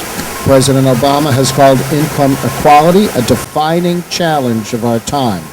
How can the Congress and the nation address growing income inequality? First of all, in addition to the minimum wage increase, we need to bring the purchasing power to the people who are hardworking, 40, 50 hours a week, and they need to be able to buy more stuff for what they make. That's the important point we need to understand. As far as the income tax, I believe it should be a progressive income tax, and they should remove the cap on Social Security so everybody pays the same percentage. Thank you. Lavern? I think that people want to be in control of their destiny. And I think small business is the way that we do that. There are some wages that we could work forever and still not realize our dreams. I think there's probably everybody in here that if they knew they wouldn't fail, like Wall Street is bailed out, like banks are bailed out, they could pursue their dreams. Small businesses employ hundreds of thousands of people. They're sustainable. We do microloans to other countries. We need to invest in people here who want to be entrepreneurs and not let them fail. Okay, this time we start with Adam. 30-second answers. Each day, 22 veterans of military service commit suicide. The men and women returning from Iraq and Afghanistan face many challenges besides integrating themselves back into civilian society. Challenges such as brain injuries, PTSD, and severe physical and emotional wounds. How do you believe our nation can better address these challenges for these veterans who sacrificed so much for our nation? The first thing we can do is eliminate the backlog at the VA, and to do that, Congress needs to get out of the way. We need more innovation, technology, pilot programs at the Veterans Administration. We also need to support programs that would provide training for veterans, certification in industries for veterans returning. and also credit employers who employ veterans. Derek? I have a good friend of mine who went to Iraq, and when he went to Iraq and came back, he was not the same. We have so many people that come back that suffer from PTSD, and the military, not just the military, our country needs to take this seriously. We need to reinvest in the VA hospitals. We have been cutting, we have to invest, but it's not only the VA hospitals. As a country, we need to change the way we view veterans and value them just like we did after World War II. Mark? I'm always amazed when the first people being attacked are veterans who sacrificed so much, that Democrats supported cutting their pensions, that veterans who suffer from so much post-traumatic stress, and by the way, I don't say the D because it's not a disorder, it's stress. We have to clean the backlog, absolutely, but we also have to make sure the veterans have opportunities. What's wrong with an old GI Bill? It worked in the 1940s. Every veteran should have a right to go to college, and there shouldn't be homeless veterans either. I don't like homelessness in general, but for veterans, it's a disgrace. Charniele? Thank you. Certainly we need to clear up the backlog, and I know that there has been movement on that and new programs set up, but it's certainly something in Congress I would keep a monitor on. As a daughter of someone who has been in the Army, I can tell you as something. When the individuals come back from war, my concern is that they're not given the proper mental health services that they need. Typically, and I remember in the days of my father, there was a stigma when you talked about mental health in the armed forces. And that's something that we need to continue to talk about, work on, but make it more of an open thing. Bruce? The reason why I missed the straw poll in Mount Vernon because I was at Walter Reed talking to people with PTSD and TBI, people that are struggling with depression. You fight for us over there, I'll fight for you over here. Any veteran, anywhere, that does not get treated at a VA center should be able to go to any hospital anywhere and just get billed back at Medicare rates. Let's be clear, mental health care is health care. This is a problem that could last for a century if we don't treat it now. Bill? Over the past 6 months or so, I've been associated myself with participating in various forums and conferences dealing with veteran issues. Declared in November 2013 in the city of Alexandria that 2014 is the year of the veterans because we want to roll out the red carpet, be welcome to veterans to come to our city for job training, retooling, education, entrepreneurship opportunities through our economic development partnership, provide the social services for them that's necessary. We need to respect our veterans, take care of them because they fought for us. Don? First, we have to stop getting into unnecessary wars. Iraq was not only a great strategic disaster, but a great human disaster for Iraqi civilians and for our soldiers. Number two, we need to fix the VA, the hospitals, and the administration. Number three, we need to incentivize the private sector through tax incentives to make hiring veterans a priority. Satish? First of all, we need to accept the returning veterans as our heroes and make sure they have a place in the society that they left with. And that is a big acceptance, that's a big therapy for them. They can form self-groups with other veterans and counselors, and also we need to increase the budget for the veterans' education and restructuring their careers in the civilian society. I believe that is a must. Some wars we cannot avoid, they are necessary evils, and they are inherited sometimes from the past, but we can do something now. Lavern? Mental health is definitely needed for our veterans, but I think any company who wants to do business in the 8th District, part of their business plan ought to be how they're going to help with affordable housing and how they're going to help with our veterans. We need to incentivize these groups. We need partnerships. We need nonprofits to be a part of the answer so they can do some of the retraining that our veterans need. So we've got the resources, but we've got a demand for people who want to do business with us to help us come up with some of the solutions in this district. Patrick? Yeah, thanks to the unjustified wars in Iraq and Afghanistan, we have a new class of veterans coming home that have a serious mental illness and physical disabilities. We need to welcome them, of course, for their service, but we need to provide adequate job training, education, housing. They need full health care benefits, and we should incentivize businesses by offering tax credits for hiring those veterans. Thank you. This is a question that we got several questions along this line from the audience. We will start this time with Derek. 30 seconds. Whether it's suicide, accidental, or gang-related shootings, a school or workplace shooting, stand your ground gone wrong, or domestic abuse that all too frequently escalates to murder or injury, there is no doubt that we have a terrible problem with gun violence in this country. And yet Congress is unable or unwilling to do anything. What will be your priorities in reducing and preventing gun violence, and what is your strategy for accomplishing that? 30 seconds. Tackle this one in 30 seconds. All right. We've got to reduce gun violence. I mean, we are one of the most violent countries in the world, and not because what we do around the world, it's because what happens in our own country. We have to put a great restriction on assault rifles. We cannot have people who may have mental illness have access to these and get into schools or workplace and others. So that is going to be my number one priority. Limit assault rifles to the military and to the police. Mark? Background checks for the mentally ill, for those that commit domestic violence, for those that commit violent injuries. Preventing ammunition clips from being more than 10 bullets. And yes, requiring people to have a license to own a gun. You have a license to own a car. Why is this something radical? Now, I realize these are things that people think can't be done. But I know this. 90% of Americans support background checks. 75% of gun owners support background checks. Why are the Democrats giving up on background checks? This should be an issue we run on in every election. The vast majority of the American people support us. Why should we run away from it? I will proudly get a 0 on my NRA survey. Charnelle?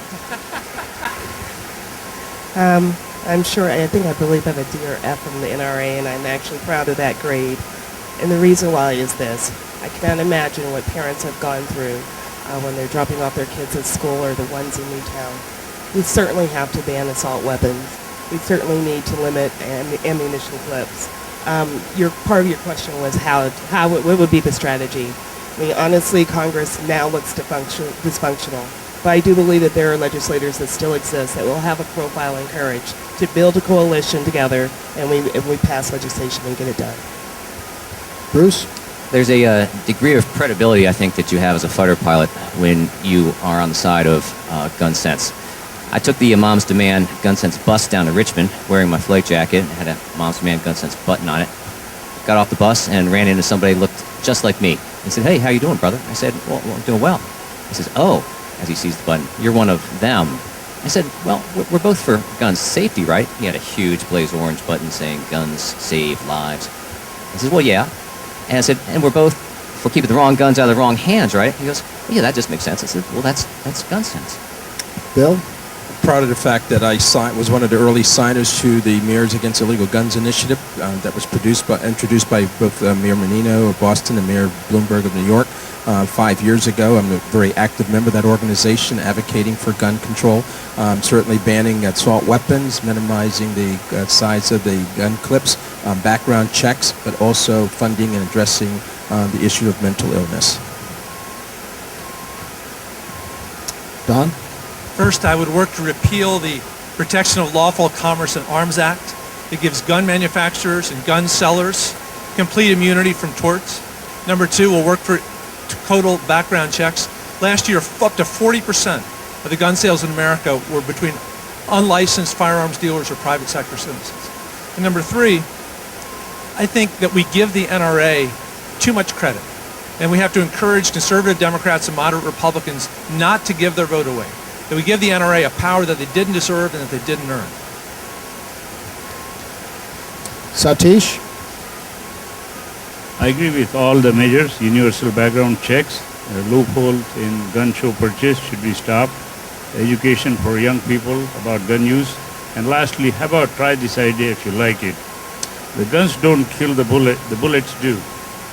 We can take drastic measures to ban the killing bullets and substitute with tranquilizer bullets, which will decapacitate someone temporarily for a few minutes, and that will help someone who is acting in self-defense but would not kill. It's pretty. Lavern? I have 7 nephews, and I worry every day that they could be a Trayvon Martin. So I think this is one where we have the will of the people. And Don's right. We give the NRA too much credit. This is a low-hanging fruit. I think the will of the people, enough moms, people are sick and tired. We need stronger gun laws. Patrick? This is especially hits home to me when Sandy Hook occurred.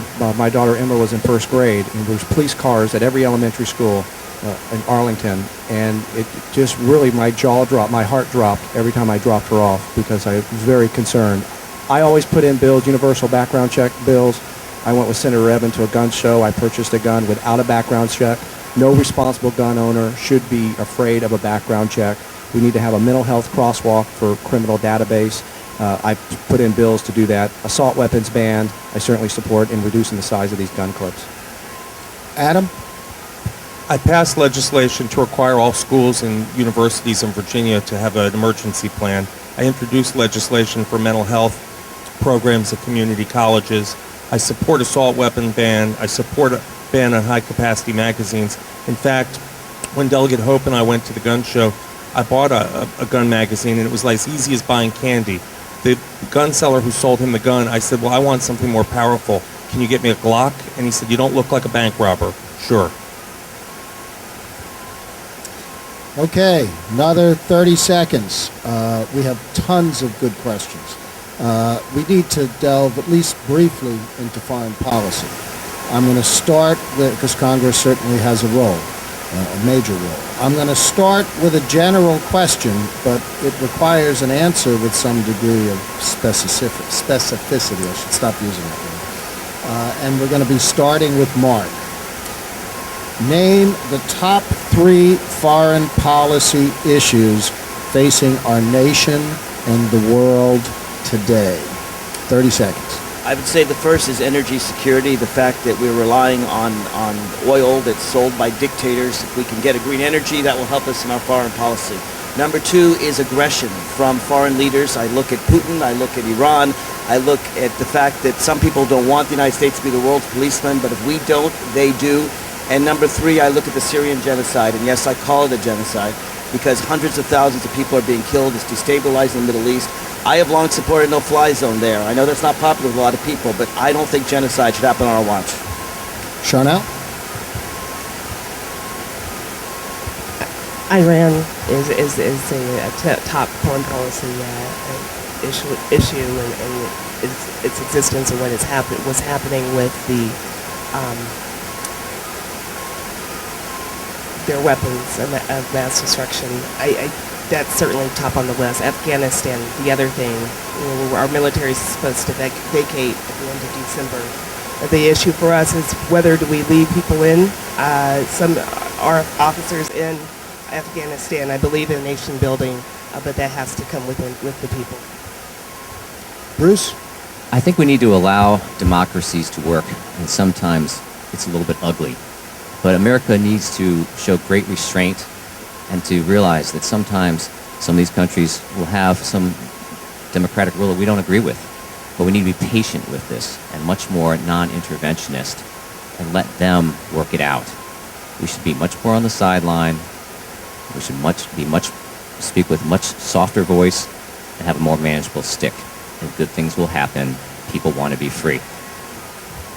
Bill? I believe in diplomacy. The opportunity past several years and more recently since September to travel to Turkey, Taiwan, Saudi Arabia, and all over Europe. And so I know what people think and what they feel about our country, and certainly the issues that are international. I think it's cybersecurity, it's certainly terrorism, and it's also energy. Just more recently, just the other day, the State Department issued warnings to Americans all over the world, but particularly in Europe, that to be on the lookout and be careful in your travels simply because the terrorists are out to get us. Don? Number 1, we cannot allow a nuclear Iran. It will set off a nuclear arms race in the Middle East with Egypt and Saudi Arabia, and will threaten the very existence of Israel. Second, we must do all we can to avoid a second Cold War.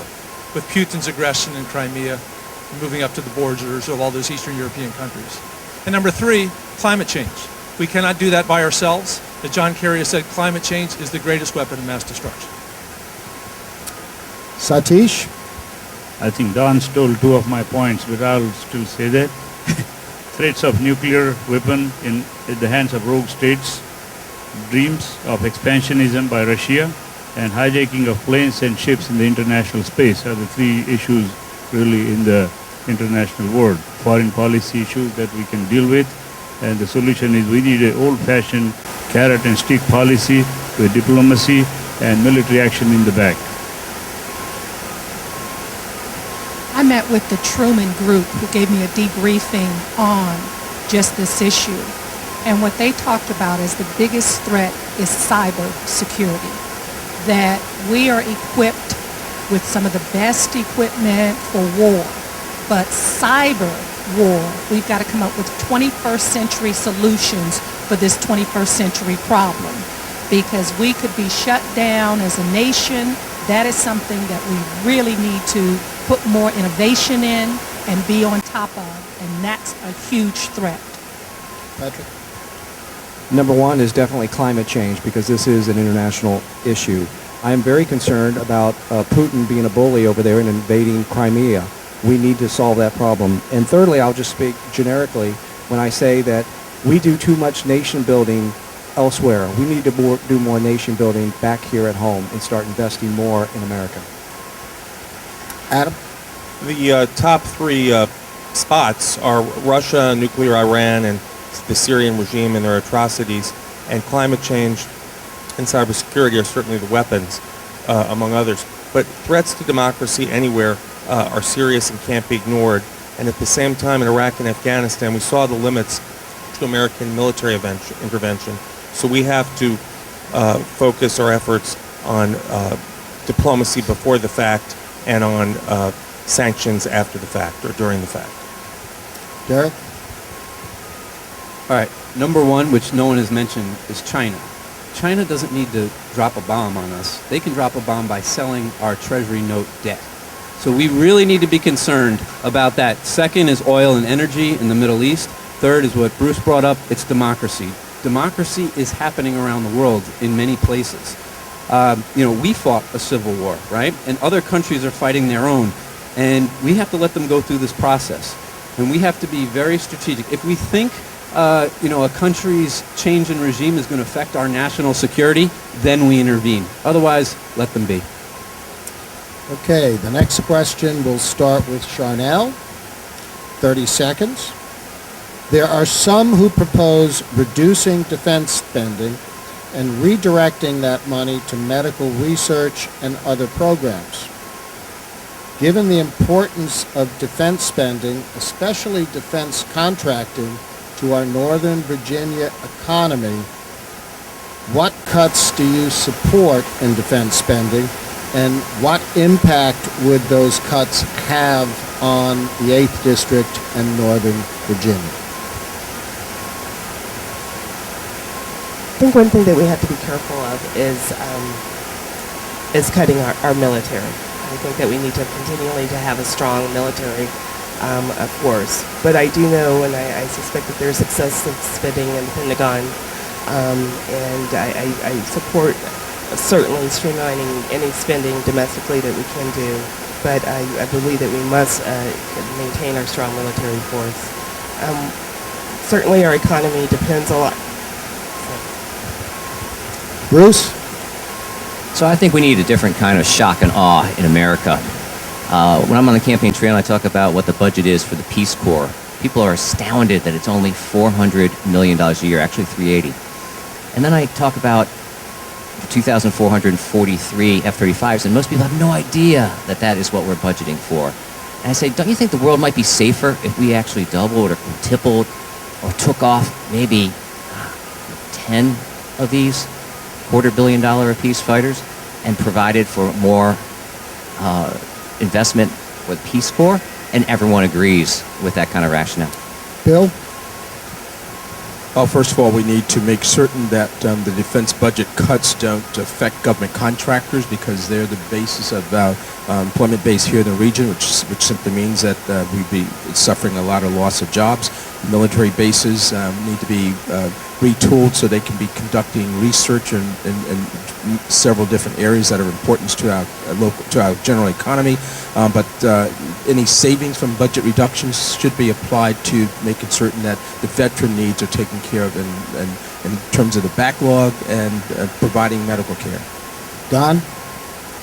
Look, I love our 8th District defense jobs, but I think we have to take a larger perspective. 50% of our discretionary budget is spent on defense. We spend more on defense than every other country in the world combined. Let's start with just two things. Secretary Hagel has said we're going to reduce the active forces to 420,000 men and women. I agree. I served overseas for 4 years. We have 900 overseas bases still. This is low-hanging fruit. Lavern? I'm sorry, Satish. Due to our international leadership position in the world, some of these bases and foreign involvements are necessary, and we need to have minimum presence there. A strategic defense would be an answer rather than a full-fledged war, and that can avoid some of the cuts. As far as the hospitals and research institutes, they need more funding because we are the leaders in research in the world, and I think we should increase that. Lavern? I say we bring as many of our troops home as we can, and when they get back, we put money into building the infrastructure here, that we put jobs there, that we give them the mental health they need if that's what's necessary, but bring our troops home. That cuts spending right there. Patrick? I certainly support smart reductions in our defense, but I think we have to be too careful about going too far. We want to make sure we protect our defense contractors at all costs. But I think you need to look at our budget holistically. You're not going to just do these individually. You can look at our entire budget. We can do some tax reform that we can make some real investments into the healthcare and medical research industry that we should be doing a long time ago. Adam? Congress shouldn't require projects that the Pentagon doesn't want. And yesterday I met with Congressman Moran about this issue, and we talked about how wrong it is that before major weapon systems are cut, research and development and training here in Northern Virginia is being cut. We're on our way to having the smallest military forces in years, and we should take this time to invest and diversify in the Northern Virginia economy, particularly in cybersecurity. Derek? All right. I think this is broader than defense. Because of sequestration, every single agency is getting cut. But I think that what we need to focus on is what we shouldn't cut in the Defense Department, and that is R&D. That helps our national security, and it also grows our national economy. So defense R&D needs to stay in place. It helps protect us, it helps to grow our economy, and especially our economy in the 8th Congressional District. And Mark? It's all about using a scalpel rather than a sledgehammer. We can do defense smarter. World War II is over. We still have troops in Japan and Germany. They're some of the richest countries on earth. They're welcome to pay us to defend them more or defend themselves. We can bring those troops home. We have hundreds of tanks sitting in the desert that we don't need. We have lots of expensive weapons programs that don't work. For a long time, they finally changed this, but the F-35 engine, the second engine was done just for Boehner. Look, we do need a strong military. We have to be able to fight, but we can do it smarter. Okay, we're nearing the end. First thing, I'm going to ask one more question. It's a very appropriate question given what these men and women have to do every day as part of their campaigns. How would you reduce the influence of money in political campaigns and politics? And we will start with Bruce, 30 seconds. Thanks, Bill. With Bruce. I think the United States of America will be much better served if we have public funding of elections. People should not win elections based off of how much money they can throw into the system. This would be especially good for the Democratic Party, I think, especially in light of what the Koch brothers have been able to do and so many others. The influence of so much money in politics is corrosive and it should end. I agree. I think we need to find better ways to finance and fund political campaigns, whether they're local or national. But certainly, until the law there changes, we have to do what we do, and that's to beg, borrow, and steal, and ask for money. But certainly, there should be caps in terms of the amount that you can ask of individuals or corporations to donate. This recent Supreme Court action is just ludicrous in terms of $3 million an individual can give. Don? Number one, we need to ban super PACs. Number two, we need to make clear that corporations are not people. Number three, we need to limit the amount of money an individual can give to a candidate or to a party. We may need a constitutional amendment to do these things after McCutcheon and Citizens versus United. At the very least, we need a different balance on the Supreme Court. Satish? We need to reverse the Citizens United decision. We need to encourage citizens to study issues and express their opinions. More referendums can be out there than just a periodic election. So more citizens would participate, and they will express themselves as to what's important for them, and not the Supreme Court will be deciding what's important for the people. Lavern? Bill, I'm not going to beg, borrow, steal for the election, but I do think there ought to be campaign finance reform. Corporations are not people. You all have a right to hear from us. You have a right to know what our views are. You have a right to get some mail, but this is not a fun part of the job. We want to meet people. We want to talk to you. We want to find out what your concerns are. So I don't think any candidate enjoys having to raise money. So it would benefit all of us if there were campaign finance reform, if there was public funding of campaigns. Patrick? The only way to overturn Citizens United is through a constitutional amendment, and I would support a constitutional amendment when I'm elected to Congress. We need to get rid of these independent expenditures where these dark money, where we don't know where the money comes from, and they're running ad after ad after ad. Corporations are not people. This is not a freedom of speech issue, but we need a constitutional amendment, and I would gladly lead the charge to support that. Adam? We need constitutional amendment to overturn the Supreme Court Citizens United and McCutcheon decisions. We need public financing of campaigns. And that decision, the McCutcheon decision, if money is speech, that decision was a move to silence millions of Americans. Derek?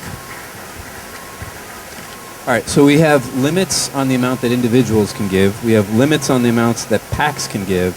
I don't agree with Don that we should eliminate super PACs, but we need to put a limit on the super PACs. We have to stop the potential that billionaires might be able to shift elections.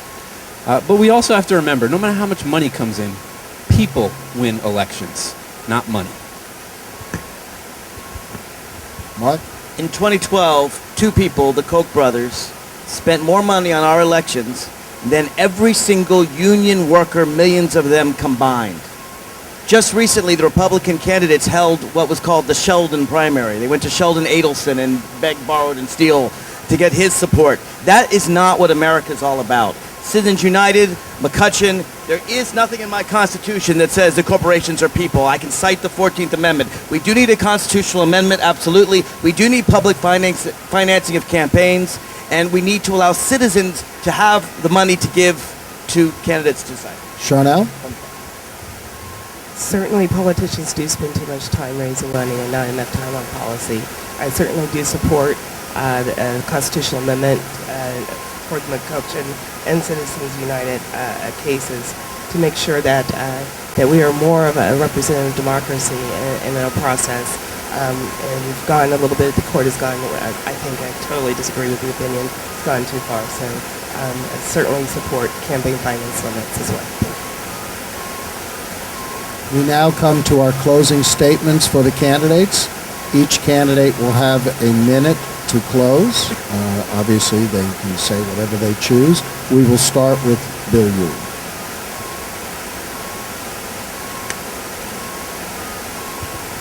Well, thank you very much for the opportunity to participate in this forum today, and I certainly enjoyed it. Hopefully, I have answered the questions and provided you with some insights in terms of who I am and what I stand for. I just want everyone to know that I have been elected mayor of the city of Alexandria on many elections with broad-based support from a very diverse community that believes in me because they have the trust and the faith that I can get the job done, and I have a proven track record to that ability. My experience both in business, personal, and political careers, my leadership in terms of being a listener, teamwork, and getting things done in terms of implementation, the issues that I stand for with the proven track record such as gun control, health care, protecting the environment, and women's rights. Enough is enough. We need to end the gridlock that's taking place in Washington. I want to be over there to continue to work with President Obama and the other legislators to get the job done. I have the passion to serve. I'm a workaholic. Not an alcoholic, but a workaholic. Elect me, I won't let you down. Thank you very much. Don? Thank you all for your patience and good humor this afternoon. You know, we're fortunate to have 9 other good people running for this office, and I respect them all. And I humbly suggest, though, that I have a depth and breadth of leadership experience unique in this race. I served as Lieutenant Governor of Virginia for 8 years, where I created real change in the lives of those living in poverty, of those with disabilities, and of the victims of sexual assault. I've grown a business, created jobs, taken good care of customers, and invested deeply in our community. President Obama asked me to lead the transition team at the Department of Commerce, and then to represent the United States overseas for 4 years as ambassador. This is what I bring: proven experience, tested leadership, and a lifelong commitment to serving others. I ask for your vote on June 10th. Thank you. Satish? I take a pragmatic approach to making things happen. In the private sector, we cannot shut down our business because we disagree. I believe education should lead to financial independence and not become a lifelong debt. Funds allocated for infrastructure are not to be considered as expenditure, but as an investment in America. I believe a government by the people is most effective by participation of all the people. We need to get more people in the electoral process, not just 10 to 30%. We need to set aside the politics of the past and look forward to make the right decisions to put our country on a new path of progress and prosperity with new approaches, with new ideas. We need to help our returning veterans, bring Medicaid expansion. We need to fight equal pay. We need to fight for equal pay, for equal work. Let women make their own choices, decisions for their health, and all men and women choose their own lifestyle. Make sure teachers are paid. Lavern? Alexandria, Arlington, Falls Church, Fairfax, districts of Drainsville, Lee, Mason, and Mount Vernon. I would like to represent you in Congress, drawing on my background of practical, tenacious community leadership that get things done. We have a unique opportunity to have more diverse representation in our district. I want to listen to you, engage you, and put our progressive values into action.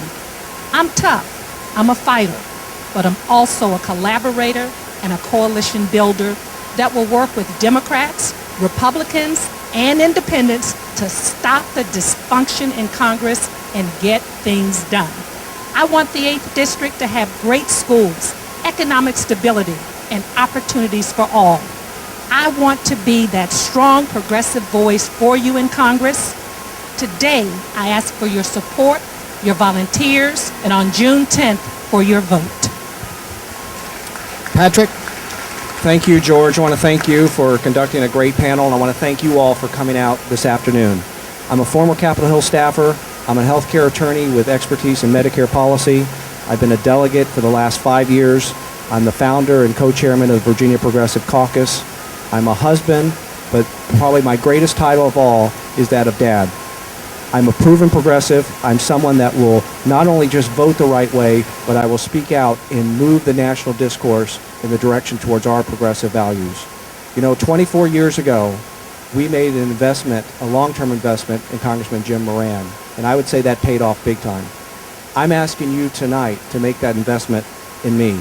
It's time for a new generation of progressive leadership. I hope to have your vote on June the 10th. If you need more information about me, please visit my website at hopeforcongress.com. Again, thank you all for coming out this evening. Adam? Thank you, George, and thank you, Mount Vernon Democrats, for this forum. I am Adam Ebbin, and I've represented Fairfax, Arlington, and Alexandria for more than a decade. I said in the beginning that I'm different, and I am different. I have a comprehensive record. Today we talked about climate change. I worked with Governor Kane to see that all new state buildings were green. We talked about transit. I helped enable a $1.5 billion federal match for Metro. We didn't talk about seniors, but I passed the first comprehensive update to the Adult Protective Services Act in Virginia. We talked about equality, and I worked with Governor Warner to see that state employees were protected from discrimination. I'm not just running to be your member of Congress. I'm running to be your effective member of Congress. Derek? I want to thank you all for sitting so patiently for so long. But we have some excellent candidates before you tonight. This is one of the most diverse fields in the country for a congressional seat. It is diverse by age, race, ethnicity, and sexual orientation. This race is a symbol of the American democracy. Everybody up here has a shot to win this congressional seat. But you have a choice. Do you want a politician, or do you want a pragmatic policy expert with a new perspective? We need to refresh the American dream with real concrete policy solutions to reduce social inequality and to build the middle class. We just came out of the Great Recession. We need to grow our economy in an equitable way that lifts all boats. My name is Derek Hyra, and I'd be honored if you voted for me on June 10th. Thank you. Mark? Thank you, George. Thank you, Mount Vernon Democrats. I believe that Democrats too often start in the middle and move right. That's why my proposals as the aggressive progressive go beyond most of the other candidates. My proposal to make college more affordable, to use the power of the federal government to lower college costs, would actually cost zero. It would be scored at zero by the Congressional Budget Office. I think I can get that through Congress. I believe in Medicare for all. The Affordable Care Act is good. It's not good enough. We should always remember it was a compromise plan. I think we can expand Social Security by lifting the cap. I think we can hold corporate polluters personally accountable, because as I said, corporations aren't in this document. Sorry, they're not. We can do all these things, and I'll tell you how. You do it, sometimes you do it quietly, like I did working for Congressman Barney Frank. And sometimes you have to go out in the media. And I've done thousands of radio shows, hundreds of TV shows. I was on the national media on McCutcheon just last week because they want a loud, progressive voice. So it's good to do a vote in Congress, but a voice is better, and I want to be your voice. Thank you. Charniele? Thank you, George, for being our moderator, and thank you, Mount Vernon Dems, for having us here. And I want to thank you all for being here tonight. You know, I do this not because of the glory of being in Congress. It would be wonderful to be there, and I hope that you do vote for me on June 10th. But I entered this race because I think about that 16-year-old that is probably sitting in high school right now, who either is homeless or his family's going through a tough time. There were programs that existed for me to realize the American dream, to be elected to the General Assembly. I want that to be there for every child in this nation and in this state, and more importantly in our district. I want them to have a fair shot of the American dream, just as I did. So I do have a record in the General Assembly. You all have seen me stand up and fight against the Tea Party Republicans on horrible proposals they put forward, from voting rights to restricting a woman's right to choose and make her own decisions. I'm Charniele Herring, and I hope for your vote on June 10th. Thank you. Bruce? Thank you, George. Thank you, Mount Vernon and Democrats from all over this fantastic 8th District. We didn't talk too much about Obamacare today. I'd like to spend just a minute on that. I think that it's a step in the right direction, but let's make no mistake, the final destination needs to be universal health care. And I think Medicare for all is the way to do that. I think we're in the middle of a triangular treatment trap right now, where we have fee-for-service doctors that are incented to some degree to overtreat, and that's dangerous. And we have our insurance companies that are incented to some degree to undertreat, and that's just pathetic. And then we have our robber baron-esque hospital administrators that are just making up prices as they go, and that's incredibly dangerous. Obamacare asked who pays, but it doesn't ask why we're paying so much. And there's too many people dying from a healthcare program that could be so much more improved, two of which were my parents. There'll be no more passionate voice in Congress for universal health care than myself. And I'll leave it at that.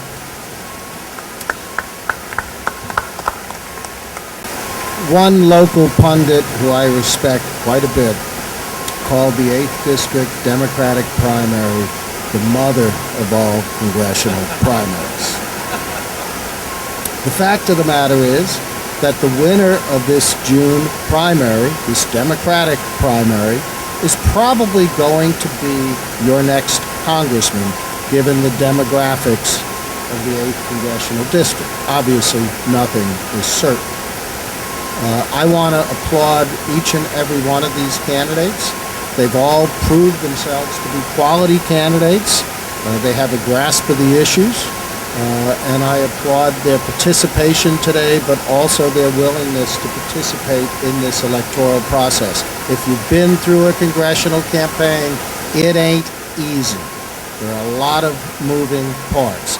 Let's give a round of applause to all of them.